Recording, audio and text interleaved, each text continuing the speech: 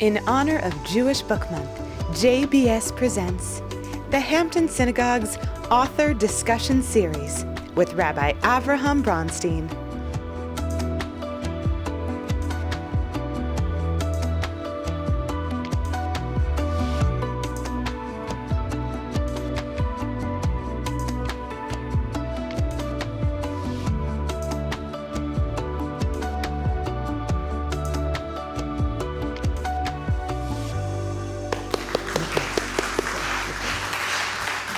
Aaron, it's good to have you. Thank you. It's really an honor and a pleasure to be here. So I want to start the conversation tonight by just unpacking the title of the book, right? Unbinding Isaac, the significance of the Akadah in modern Jewish thought. So I want to first begin by just you speaking a little bit to what that significance is. How significant is the Akadah in modern Jewish thought? Why is the Akadah so resonant throughout the centuries of Jewish culture? And maybe what inspired you to take it on as a writing project? Okay, sounds like a good place to start. And thank you for the question. Let me start in a surprising place. St. Augustine, 1600 years ago, living in North Africa, said the Akadah is so common in the religious life of Christians in his community that it just comes to mind all the time. Like, it's impossible to not be thinking about the Akadah because it just surrounds us constantly. And that was certainly true for Jewish life as well. In ancient times, in medieval times, modern times, ancient synagogues are often decorated with mosaic floors with the Binding of Isaac on the floor. There's artwork on the ancient synagogue walls. We have tons of paintings and crafts, bowls, silver engravings, illuminated manuscripts. People were obsessed with the Akadah. And I think for some of the reasons that Glenn mentioned in that really spectacular introduction, it's a story that's very hard to avert your eyes from once you've encountered it. Let me give you a couple of things that that attracted my attention when I was working on this book in terms of the way Jews have responded to the Akadah, thought about, and in particular lived the Akadah over the millennia. Isaac has been the archetype of a martyr for many Jews. Unfortunately, Jews have had lots of opportunities to think about what it means to be a martyr, and they have often, regularly, turned to the Akadah as a story about martyrdom. Now, of course, it's a paradoxical story about martyrdom because Isaac doesn't die. So those who do actually die sometimes turn to Abraham or Isaac in their mental conversation and say things like, well, I'm doing even more than you did, Father Abraham. You were prepared to offer your son as a sacrifice, but I'm actually offering my son as a sacrifice. One stirring example that comes to mind is from the Crusade Chronicles. In 1096, the Jews were essentially caught up as collateral damage as the European Christians were on their way to try to retake the Holy Land from the Muslims. And some Jews actually were not only prepared to die rather than be captured by Christians, but actually kill their own children rather than allow those children to be captured by Christians as raised as Christians. And the contemporary chronicles that report these absolutely heart-wrenching stories, and they're told in a lot of emotional detail, luckily not a lot of graphic physical detail, but a lot of emotional detail, constantly refer to the Akadah, sometimes in the mouth of the characters. So the characters will say, just as Avraham did to Isaac, I'm prepared to do this to my child. But sometimes the narrator will say things. There's one line that rings in my ears often, which is that one of the narrators of the Chronicles says, in the Akadah, the angel actually comes down and stays Abraham's hand. God prevents Abraham from killing Isaac. How could we now have 1,100 Akadot on the same day and God not do anything? How could the heavens be silent when there's such massacre going on? So the Jews have sort of constantly gone back to the Akadah for all sorts of reasons. In modern times, to get to this point that I started with, the Akadah has a bunch of different resonances, and this, they coexist in all sorts of ways. There's long been a tradition of criticizing Avraham for the Akadah. And actually, I was surprised to find out when I was working on the book that this tradition goes back 1,500 years. I mean, there are ancient poems that look at the story and say, Abraham, you might be a very pious person, but you didn't even pray for Isaac. I mean, you don't even offer a word of protest. That's not being a good father. And some poems actually argue that that's why the Torah was not given to Abraham. That Abraham, not that he failed to do what God wanted him to do, he is sufficiently pious, but he failed as a father to not try to defend the life of his son. But in modern times, you get a whole torrent of criticism that I think, you mentioned Dylan, so poets have really gone in interesting directions with this. And maybe emblematic of it is actually a non-Jewish poet, Wilfred Owen, a British poet in World War I, died in the trenches in 1918, has a terrible poem, The Parable of the Old Man and the Young, which retells the story of the Akadah, including God coming and saying, okay, don't kill the child now, instead here's a ram. But the last two lines go, but the old man would not do so, but slew his son and half the seed of Europe one by one. And Owen is sort of drawing our attention to the dynamic in the story, which is also the dynamic in modern warfare, which is that the father, because of his faith, is causing the death not of his own life, but of his son. And Owen's like, look, there are leaders in Berlin or in London or in Vienna who are deciding what causes are worth going to war for. But they make those decisions and then send the 20-year-olds to actually go die in the trenches. And that's been picked up a lot in Israel as well. In the generation of 48, for example. Sorry for the long answer for your really excellent question. This is really good. The generation of 48, so most of the people who were in charge at that point, think about Ben-Gurion's generation, so they're members of the second Aliyah. They came, to Palestine 1910, let's say. By the time you get to 48, they're in their 50s. So they are saying we're going to war, but they're not actually picking up a gun. It's their children who are raised with their ideology who are actually going to the battle and obviously sometimes dying. In the 48 generation in Israel, that's overwhelmingly said. People talk about the Akadah often, but they say it in positive terms. I'm willing to be the Isaac in this story. I'm willing to die for the vision that my parents had. By the time you get to 67 and especially 73, there's a whole flood of Israeli writers who are saying, enough of us being Isaac. We don't want to be Isaacs anymore, because Isaac is the one who's bound on the altar and his throat's about to be slit, and we're just done. We want to make our own life, and we don't want to be sent out to die for someone else's vision.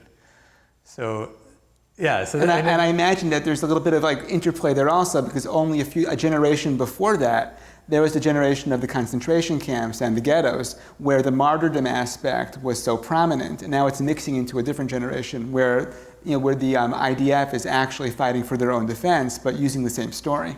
That's a great point, right? That's a great point, because of course part of the Zionist way of looking at the Holocaust, and I don't mean this critically, but part of it was a contrast. European Jews, that's what happens when you're diasporic Jews. You go like sheep to the slaughter. You've never been taught to defend yourself. You've never been taught to assert yourself against the governing society. And so when they turn on you, it doesn't even occur to you to fight.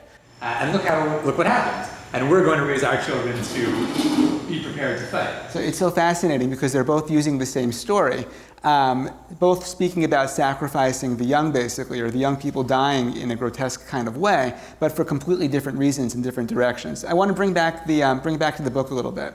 As Glenn referenced a second ago, spend a lot of time working with the interpretation and then the legacy of Soren Kierkegaard, right, the 19th century Danish philosopher, whose reading of the story of the Akadah looms very large over contemporary thought, both Christian and Jewish as well. So let's just put that on the table. So who is Soren Kierkegaard, and how does he understand this particular narrative? Right, so thank you. So Kierkegaard is really an extraordinary person, an extraordinary thinker. I don't think we need a full biography now, but he's basically lives in the first half of the 19th century, the first half of the 1800s, in Copenhagen, born and died in Copenhagen, spent some time in Germany in the middle for university, but essentially, as you say, Danish, like Danish through and through. And he's struggling with what it means to be an individual, and in particular, an individual of faith in this new modern world that is really not very old for him. Right? When we think about Europe, the French Revolution is not 2 decades old, but when he's a child, and the Napoleonic Wars are going on, and this whole idea of a modern nation state is sort of making its way through Europe and redefining virtually every aspect of modern life, of life of a citizen, including what it means to be a religious person. So the nation state has put religion out of the public sphere in some of the countries, but at the same time, Denmark, for example, is an explicitly Christian country. So in one of his books, for example, he has a character who is worried that he's a Christian. Like, am I really a Christian? And this character's wife says to him, well, I don't even understand the question. How can you not be a Christian? You're a Dane, you're not Jewish, you're not Muslim, so you're obviously a Christian by definition. Like, that's what it means to be a citizen of Denmark, is to be a Christian among other things. And for Kierkegaard, this is sort of a nightmare of what religion is. Because when he thinks about religion, he thinks about like the saints of old, who may have been martyred or crucified for their faith. They may have gone out into exile in the wilderness, like searching for a connection with God. They are not comfortably sitting in their bourgeois houses and checking a box and saying like, well, since I live in Denmark, I'm obviously a Christian. He's like, that's just a terrible vision of what Christianity and faith means. So he's trying to figure out what it means to be a true Christian in this modern world order. And also, at the same time as sort of working together, trying to figure out what the role of an individual in this new civil society. So, Kant is the dominant voice in philosophy. I mean, he's long dead. And Hegel is a dominant voice in history. And they've been saying things like, well, there's universal ethics. And, the world is sort of marching on in these large dynamic steps. And Kierkegaard's like, okay, that's all great. Like, I'm glad to hear that we're living through this kind of era or that kind of era. But what about like the difference between me and you, or her and him? Like, where does her individuality fit into this? Or is she reduced to just being a bit player in this like grand Kantian, Hegelian world? And he's terrified by the notion that she is not going to be herself. She's just going to be part of like a big universal ethical world. And he wants to find a place for the individual in this world. And again, now coming back to the faith part, a place for the individual's faith in this world. Mm-hmm. And he's really struggling to find that, and he finds an example of it. He finds a story about that in the Akadah. So to not do it justice, but to give sort of a short version, he reads the story as a conflict between universal ethical principles and faith, which come to a head in the command given to Abraham. So Abraham is an ethical person, he's a good citizen, he loves his son, he loves his wife, he's a good person all around. And here comes this command which violates all of those obligations, right? So I don't have to like do a lot of ethical thinking to say like why it's not okay ethically to murder an innocent child, and all the more so one's own innocent child. So everything about universal ethics says don't do it, and Kant had actually written very explicitly about the mistake that he thought Abraham had made. Kant didn't hide the fact that he thought Abraham made a mistake. And Kant said, if I were Abraham, or if Abraham were Abraham, and I were 99% sure that God had just told me to sacrifice Isaac on the altar, I would say, with all due respect, God, I'm 99% sure that you just told me to do that, but I am 100% sure that this is an evil thing to do, so I will not do that. And Kierkegaard says, well, Kant, you don't really understand what faith is. It's true, rationally I might be only 99% sure, but if you're really a person of faith, you can't measure it in percentages. It's not a logical proposition. It's between Abraham and God in a way that he can't articulate to anyone else. And in one passage, so the book that he explicitly writes about The Binding of Isaac, is called Fear and Trembling. In Fear and Trembling, he writes, Abraham could have explained to anyone just how profound his love was for Isaac. And, we could talk about our various loves for our children. That's something that, on the one hand, is personal, but on the other hand, is shared. As parents, we can talk about the love for our children. But what Abraham couldn't have talked about was the fact that his love for Isaac, coupled with his faith in God, is somehow going to lead him to sacrifice Isaac on the altar.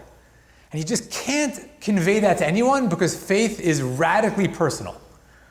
And he develops this idea of the knight of faith, who has to be a solitary individual.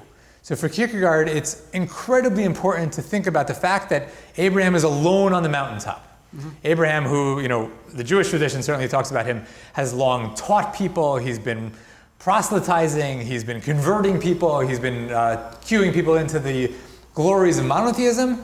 But at this moment, he doesn't say a word to Sarah. He brings his two attendants but leaves them behind at the bottom of the mountain, and he ascends the mountain alone because this is just between him and God.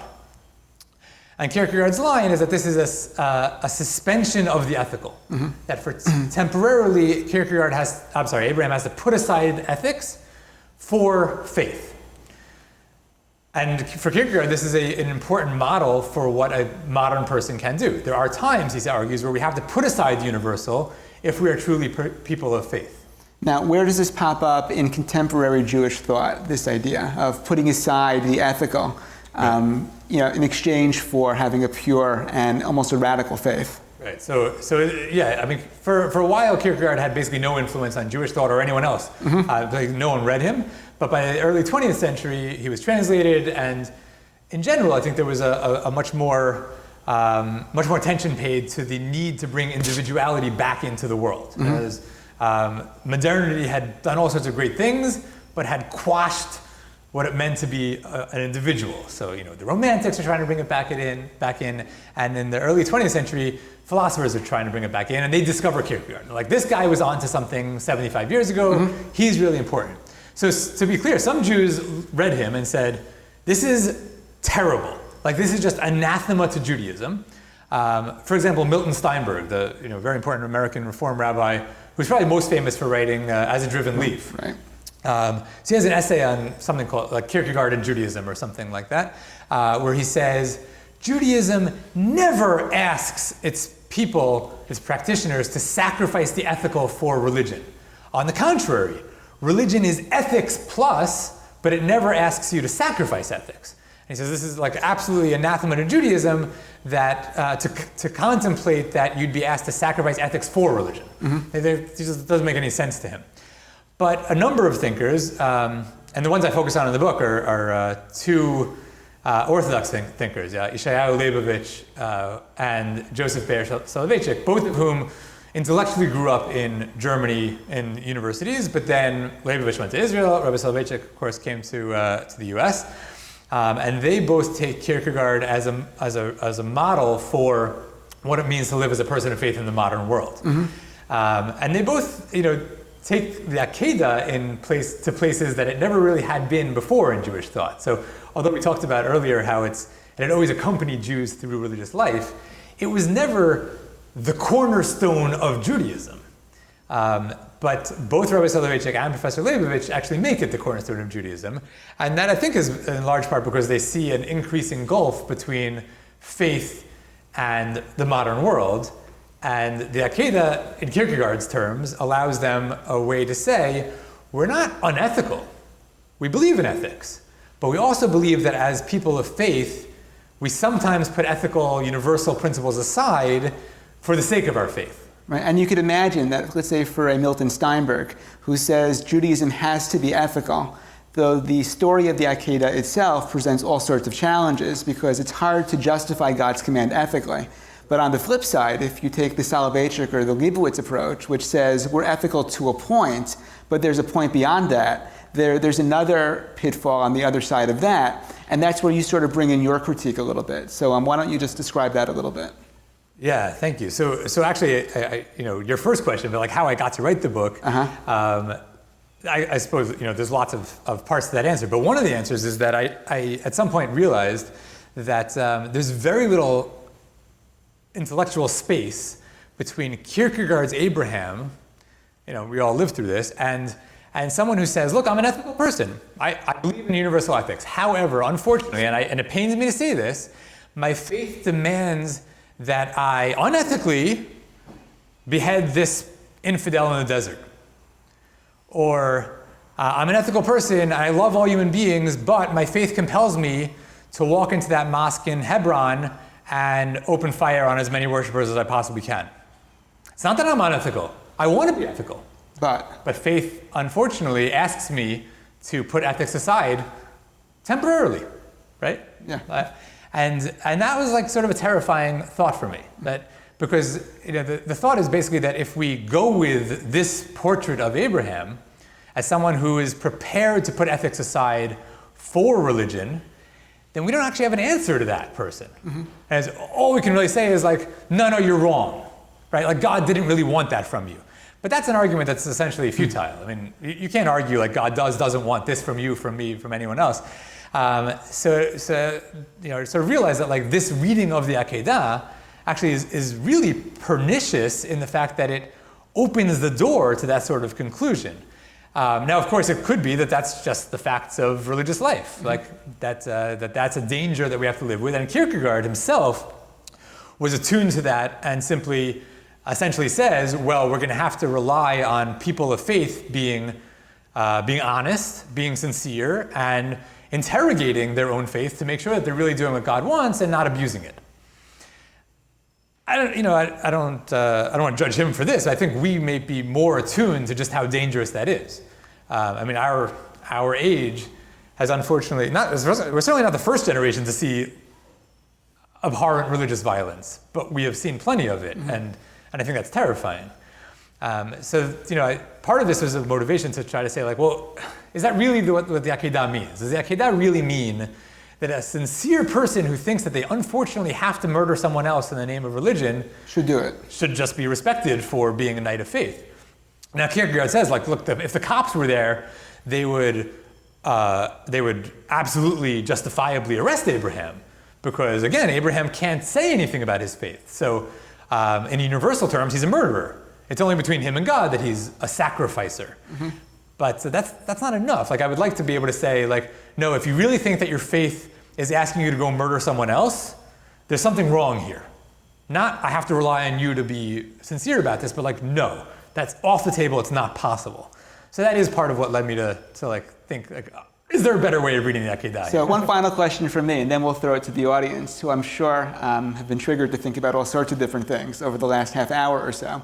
The conclusion that comes out of your book, or out of your own approach, is that to a certain degree, God does want sacrifice, right? Sacrifice is a part of religious life to some degree. And I'm wondering, what you think writing a book like that, or kind of developing that idea in America here in the 21st century, coming out of particularly a modern Orthodox milieu, which tries very hard not to sacrifice, right? We always say you could have it all. So maybe in this milieu, in a more modern Orthodox milieu, do you find that there maybe is a de-emphasis on sacrifice, or where does sacrifice find its place in contemporary American Jewish life? That is a fantastic and really powerful question, I think.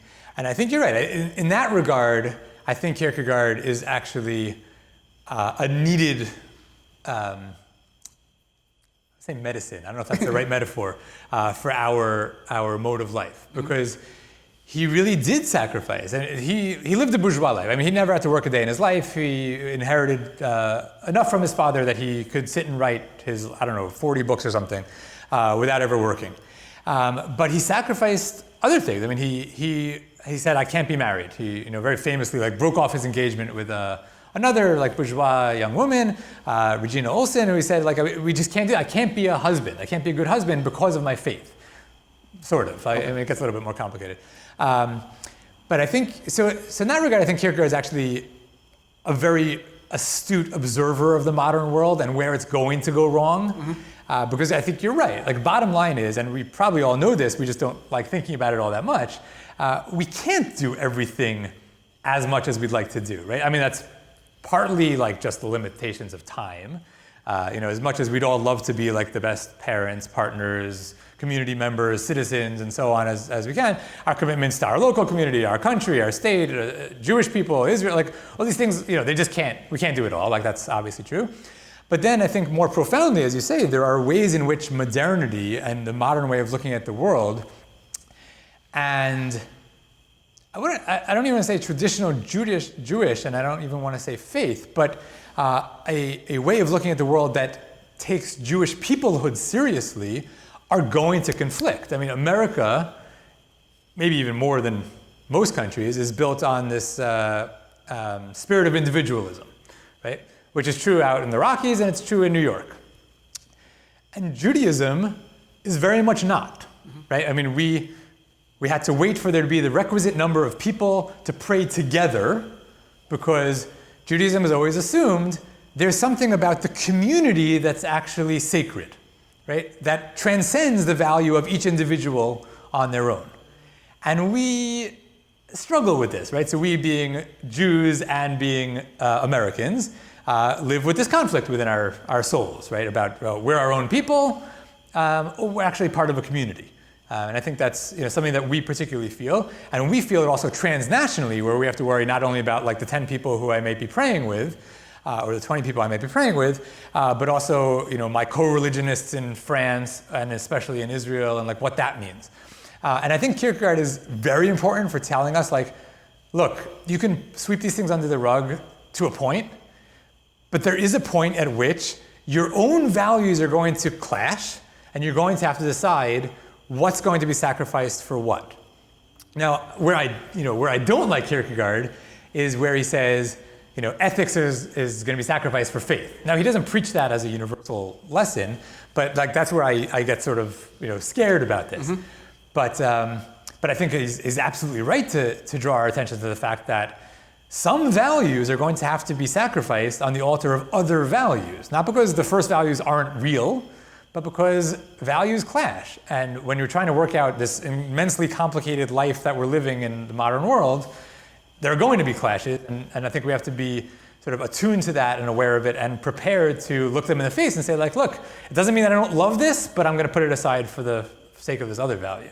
So maybe in a sense where the Akadah, that is such a primary motif of the High Holy Days, isn't necessarily teaching us in 21st century America about martyrdom, right? It's teaching us about the inevitable clashes that we're going to encounter in our own lives and just being ready to sacrifice something, to have us think about where those fault lines are and attune us to the fact that we have to choose at some point.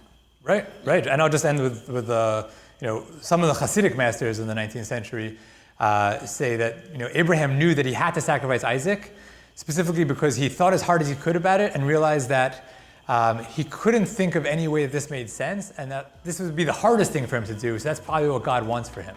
On behalf of everyone, thank you. Dr. Aaron Koller. Pleasure. That was really fun.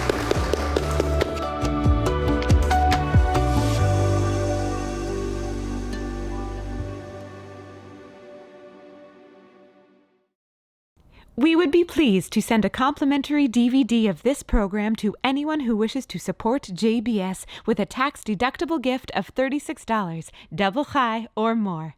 Simply visit the JBS website at jbstv.org and click on the Donate button to make a donation by PayPal or your credit card. And please indicate the program for which you would like a DVD. Or you can send your tax-deductible check to JBS, Post Office Box 360, Stamford, Connecticut 06904. Or you can call the JBS Pledge Line at 833-MY-JBS-TV. That's 833-695-2788. And again, please remember to indicate which program you would like to receive with our compliments. We thank you for your kind support.